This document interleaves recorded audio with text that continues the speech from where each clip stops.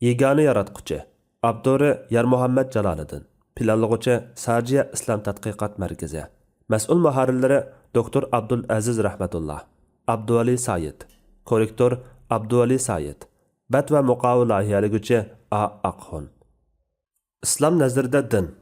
Biz yuqorida islom mutafakkirlari va din tadqiqotchilarining bayonlarini keltirgan asosda insoniyatning dinga muhtojligi, dinning inson hayotida kam bo'lsa bo'lmaydiganligi va hech narsaning dinning o'rnini bosolmaydiganligi haqida tushuncha berib o'tdik. Undaqda biz aqida qilayotgan islomning nazarida din qandaq narsa? Islom aqidasining mavqesi bo'yicha qaraganda din zodi nima? Endi biz bu to'g'risida to'xtalmoqchimiz. Din degan so'z arab tilida bo'ysunmoq, bo'ysundurmoq, itoat qilmoq, ergashmak, hisob bermak, yo'lga qo'yilgan shariat, bekitilgan tuzum, aqida qilingan maslak qatorliq bir qancha ma'nolarga ega. Tilshunoslar bu so'zning asli ma'nolari haqida o'xshamagan bayonlarni o'ttirg'a qo'ydi. Fayruz Abadi o'z qomusida din so'zining yuqoridagi ma'nolari borliq ustida tafsili to'xtalgan. Din degan so'z Qur'on Karimda 90 necha oyatda har xil ma'no va farqli kontekstlarda kelgan bo'lsa-mu, ammo hammasining ifodalagan ma'nolari asosan yuqoridagilardan chatnagan emas. Imom Abu Bakr al-Baqilani din kalimasining ma'nosi haqida to'xtalib mundaq deydi. Din kalimasi ma'no jihatdan bir qancha yo'nalishda kelgandir. Bulardan biri dinning jazo yoki mukofot ma'nosini ifodalab kelishi bo'lib, bu vaqtda Alloh taolo mundaq deydi. Alloh din kuni jazo va mukofot kunining egasidir. Din degan so'z ba'zida hukm belgilama ma'nosida keladi. Padişahning hukmi bo'yicha Yusuf uqsini elib qololmaydi. Yusuf surasi 76-oyat. Din degan so'z yana palonchi islom diniga yoki yahudi diniga e'tiqod qiladi deb aytilgandek, birovning ma'lum iqim yoki yo'nalishga tava bo'lishini ko'rsatadi. Mana bu ma'no kishining o'zi tava qilingan ashu dinga aqida qildiganligini va uning ashu dinga tava ekanligini bildiradi. Shuningdek, din yana Alloh taolaga bo'ysunish, anga taslim bo'lish ma'nosida kelgan. Ahli sunnat olimlari din degan so'zning yuqoridagi ma'nolari borligini bayon qilgandan keyin uning istiloh va iste'moldagi ma'nolari ustida to'xtalib, bu vaqtda bir qator terminlarni o'ttirg'a qo'ydi. Bularning ichida tuvandagilar asosiy o'rinda turadi. Birinchi, din aql egillarini o'z erkin ixtiyorligi bilan qalb va amal jihatlarida tugal yaxshilikka yetaklaydigan ilohiy belgilamadan iborat. Ikkinchi, din aql egillarini payg'ambar olib kelganini qabul qilishga chaqiradigan ilohiy belgilamadir. Uchinchi, din aql egillarini o'z ixtiyorligi bilan dunyoda yaxshilikqa, oxiratda najotlikqa yetaklaguvchi ilohiy bekitmadan iborat. Yuqorqi ta'birlar islom olimlari tomonidan o'ttirg'a qo'yilgan ko'plagan ta'birlar ichidagi xulosa xarakterlik ta'birlardir. Qaraydigan bo'lsak, ta'birlar muddao jihatdan asosan birdaklikka ega. Shunga professor Dr. Muhammad Abdullah Daraz yuqorqidagi ta'birlarni xulosalab, ularni birli ta'birga yig'inchoqlab mundaq degan edi. Islom ahlining yuqorqidagi ta'birlarini tuvandakcha xulosalash mumkin. Din insoniyatni e'tiqodiy nuqtalarda haqiqatga, ish harakat va muomallarda yaxshilik yetaklaydigan ilohiy belgilamadan iborat. Demak, din insonlarni ma'naviy va amaliy taraflardan xayriga, saodatga, nijotlikqa boshlab mang'uvchi rahbardir. Islom dini Alloh tarafidan nozil bo'lgan vahiy asosida mukammallik topgan, o'zidan ilgirki barliq samoviy dinlarni amaldan qoldirib, eng oxirgi va mangulik yetakchilikni o'z ustiga olgan, o'zgartirish va o'zga dinlar kabi burmalanib ketishdan yoki hayotning ma'lum tarafiga ko'ngil bo'lib, yana ma'lum taraflarga sal qarashdak nuqsonlardan va yoki kishilarning tabiiy iqtidori va talabiga uyg'un bo'lmagan takliflarni ularga yuklashdek oshqulliqlardan xoli bo'lgan mukammal bir dindir. Shuning uchun Alloh taolo Qur'on Karimda o'sha bu dinni o'z huzurida maqbul din deb muayyanlashtirgan edi. Haqiqatan Allohning nazarida maqbul din islom dinidir. Al-Imron surasi 19-oyat. Alloh taolo yuqorqidek muayyanlashtirib qolmay, islom dinidan o'zga har qanday dinni o'zining yetakchisi qilgan, islom aqidasidan o'zga har qanday aqidaga tava bo'lib, uning haq ekanligini tasdiqlagan va aqida qilgan, shu dinni Allohning huzuridan kelgan haq din sifatida tunib, uning rozi bo'lg'uvchilarning hech birining qilgan amallari va aqidalarining asla qabul bo'lmaydiganligini ta'kidlab mundaq deydi. Kimki islom dinidan g'ayri dinni tilaydigan, hargiz u, ya'ni uning dini qabul qilinmaydi. U oxiratda ziyon tortquchidir. Al-Imron surasi 85-oyat. Bu jihatdan islom dinining xosliqlaridan biri shuki, bu din o'zidan ilgirki samoviy dinlar kabi o'zini o'ttirg'a qo'yg'uchi shaxsning nomi bilan atalmadi yoki maydonga kelgandan keyin o'z ahlining xarakteri, nom atiqi, ism sharifi qatorliqlarga asosan atalmadi. Balki bu dinga ism sharifidan tartib bir ilohiy din bo'lishdek xoslik singan bo'lib, İslamdan iborat bu nomni Alloh taolo vahiy orqali o'sha bu dinning muqaddas kitobida e'lon qildi va tarix davomida shu nom bilan atalib keldi. Mana bu xil qo'llanishning o'zimi o'z navbatida islom dinining Allohning huzuridan kelganligining bir ifodasidir. Islom barliq payg'ambarlarning dinidir. İslam dini nam jihatdan yuqorqidagi xoslikqa ega bo'lsa-mu, ammo uning asli javhari, negizli qismlari ilgirgi barliq payg'ambarlar elib kelgan da'vat bilan birdaklikni saqlagandir. Bu yerda ko'zda tutqunimiz dinning tub xosligi va negizini tashkil qiluvchi tavhid qismi bo'lib, islomdan ilgirgi dinlarning ibodat, shariatchilik va qonun-qoidaga munosabatli taraflari bir-biridan farqlangan. Bundaq bo'lishida kishilarning foyda manfaatiga, shart-sharoiti va imkoniyatlarga rioya qilish oldingi o'ringa qo'yilgan. Chunki har davr kishilarning shart-sharoiti, hol-ahvoli va muhiti o'zgarib turgan edi. Islom dini bu farqlarga munosib javob bera oladigan, shariat jihatdan har qanday ahvolda o'zgartishga yoki to'liqlashga hojati tushmaydigan mukammal sistemani barpo qildi va har qanday davr, sharoit, zamon va makonga munosib keladigan xoslikqa ega bo'lish bilan butunlandi, mukammallik topdi. Tavhid va shariat jihatdan birlik saqlandi. Shunga bu nuqtalarda islom dini boshqa samoviy dinlardan alohida farqlanib turdi. Shubhasizki, Nuh alayhissalomdan boshlab toki Muhammad alayhissalomgacha avatilgan payg'ambarlarning hammasi birdek Allohdan o'zga iloh yo'qligini aqida qilish, Allohga sherik keltirish hisoblanadigan barliq e'tiqod va amallarni tark etish, yolg'iz Alloh taologa ibodat qilishdek tavhid shuarini o'z da'vatining eng asosiy chaqiriq nishoni qilib keldi. Chunki tavhid insonlarning eng qadimgi va tunji dini bo'lib, Alloh taolo islom dini elib kelgan tavhid aqidasining insonlarning tunji dini ekanligini muayyanlashtirib mundaq deydi. İnsanlar aslida bir din, ya'ni tavhid dinida edi. Keyin ular ixtilof qilishdi, ya'ni dinlar ko'paydi, butlarga cho'qinishdi.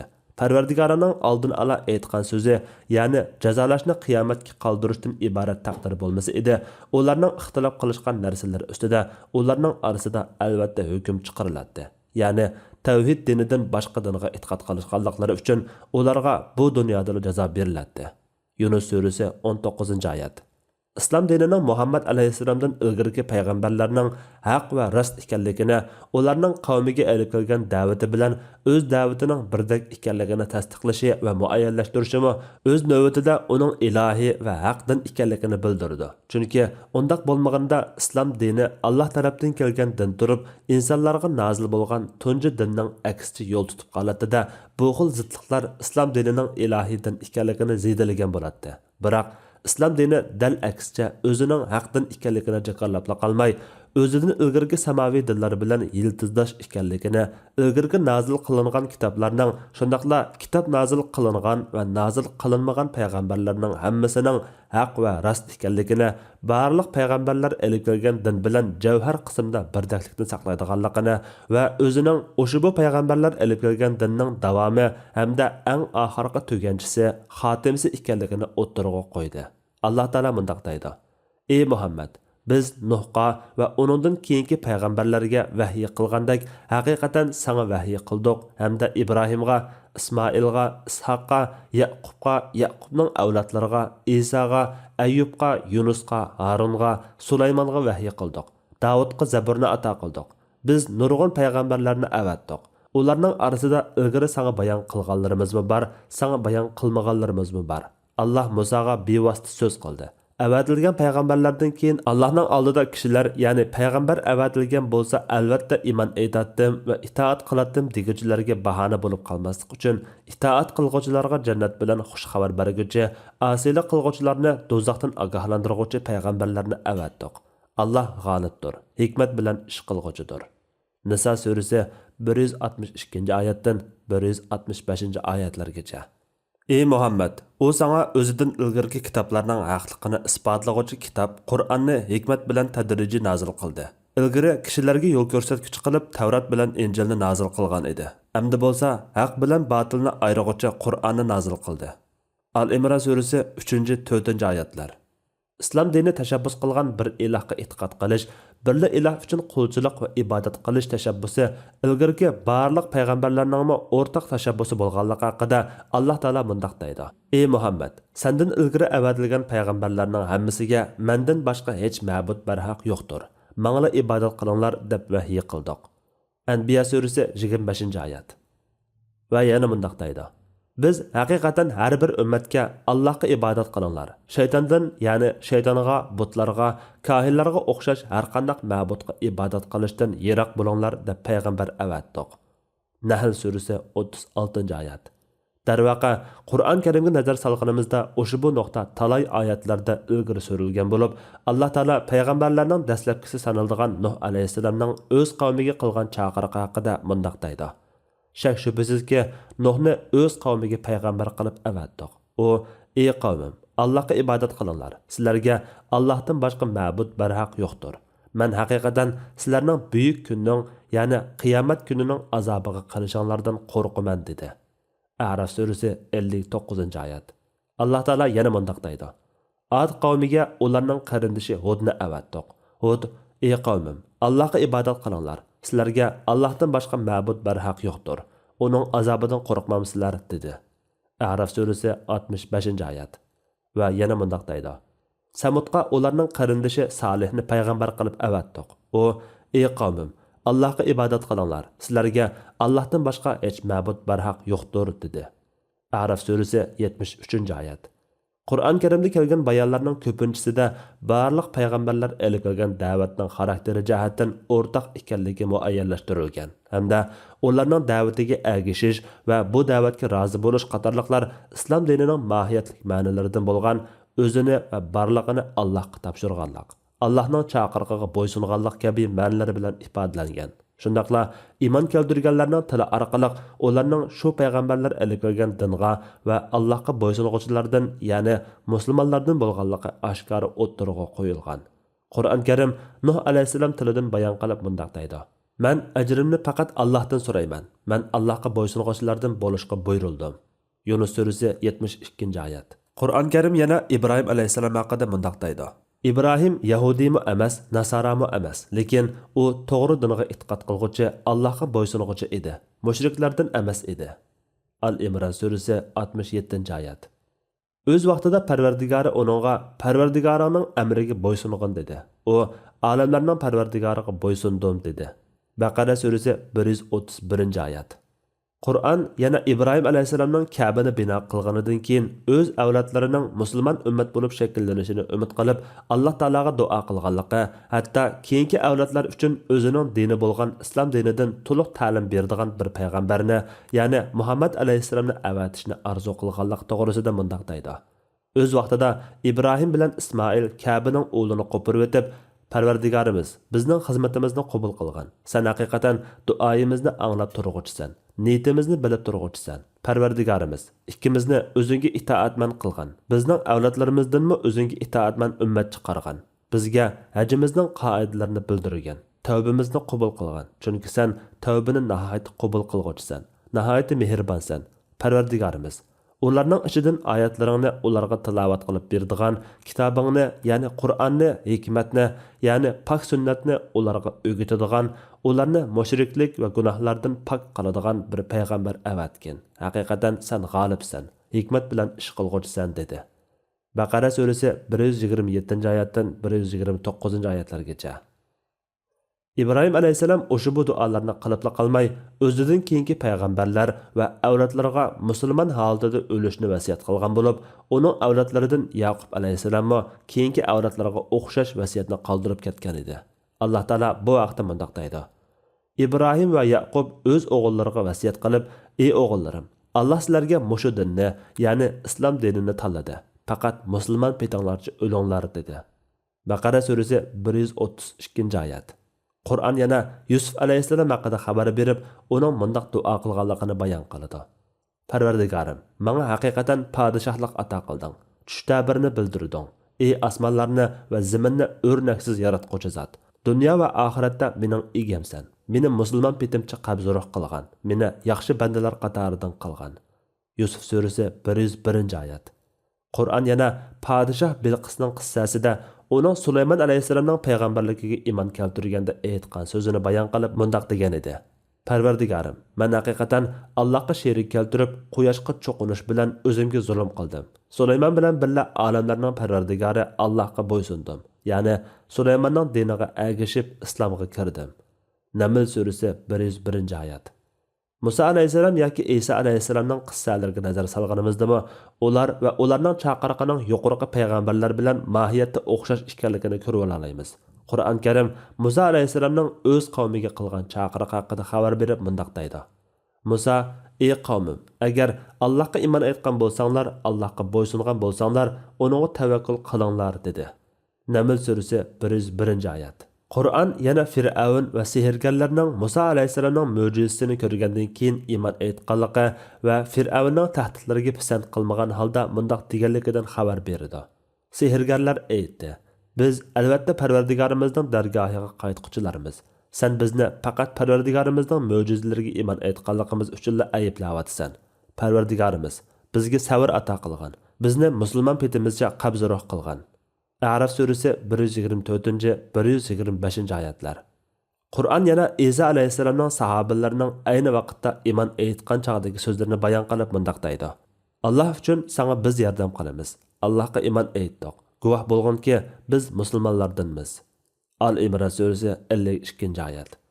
Yuqorqi oyatlardan ko'rilish mumkinki, barliq payg'ambarlarning da'vat yildizi birli bo'lib, Allohdan kelgan vahiy yo'lini manba qilgan va o'xshash da'vatni asosiy yo'nalish qilgan bu yo'nalishni tutib mang'uvchi payg'ambarlar va uni qabul qilib iymon etquchilarga Qur'oniy iboralarda hammasi birdek bo'ysunish va ergashish, islom keltirish qatorliq ma'nolarni uqtiradigan islom va muslim degan so'zlar qo'llanilgan.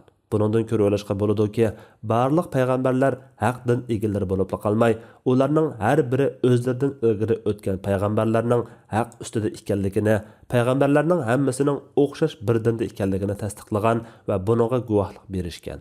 Muhammad alayhissalom bo'lsa, eng oxirgi payg'ambar sifatida payg'ambarlikni va dinning barliq sohalarini mukammallashtirib, xotimilik rolini joriy qildirgandir.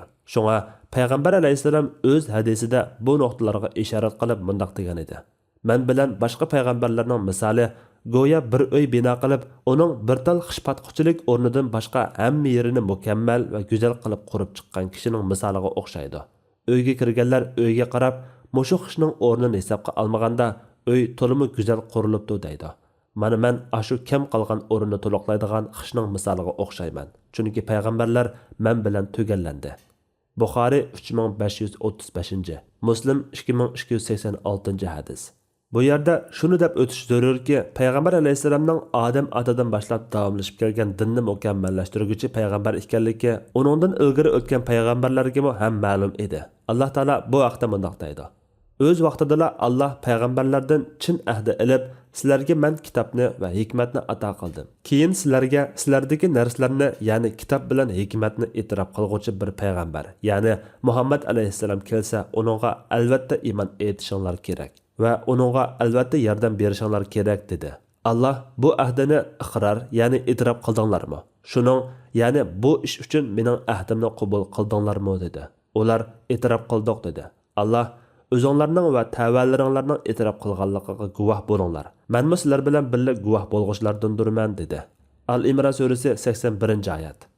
Mana bu oyat bir tarafdan Muhammad alayhissalomning hamma payg'ambarlarning chaqirig'ini tasdiqlaydigan islom dini bilan keldiganligini muayyanlashtirsa, yana bir tarafdan barliq payg'ambarlarning islom dini bilan bir shuarda ekanligini muayyanlashtiradi. Barliq payg'ambarlarning dini islom dini edi deyishimiz mushu sababdandir.